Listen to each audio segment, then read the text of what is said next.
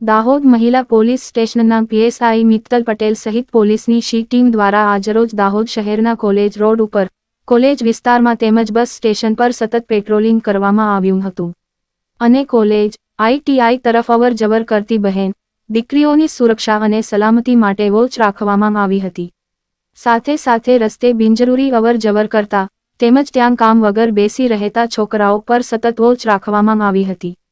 College road ઉપર traffic નિયમનની કામગીરી પણ શી ટીમ દ્વારા કરવામાં આવી હતી અને અપડાઉન કરતી બહેનોને શી ટીમ કઈ રીતે મદદરૂપ થઈ શકે છે તેની સમજ પણ પીએસઆઈ મિત્તલ પટેલ સહિત પોલીસની શી ટીમ દ્વારા આપવામાં આવી હતી।